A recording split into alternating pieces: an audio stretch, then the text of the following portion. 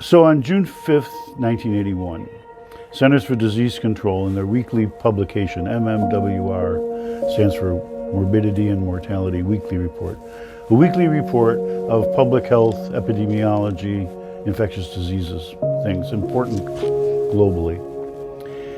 What they did was they published 5 cases of what we now know as AIDS, but at that time it was a cluster of 5 cases of pneumocystis pneumonia, which was the signature infection associated with AIDS, we learned later, and brought that to our attention because prior to that, the disease AIDS as we know it didn't exist.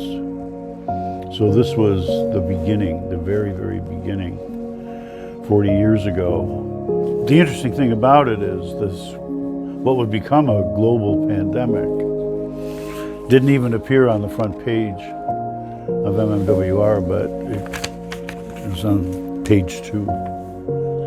And after that, there was no turning back. It was just a constant series of new patients, sick patients. The learning curve was huge.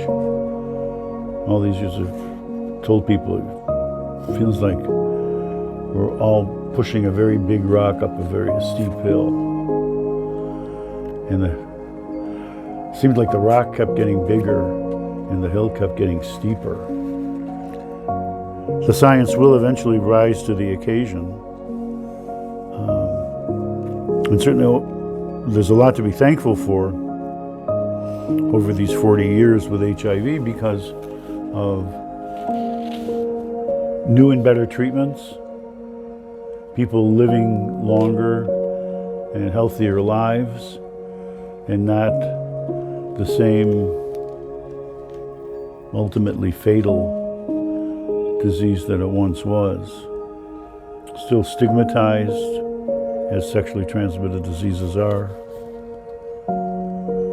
but huge progress nonetheless.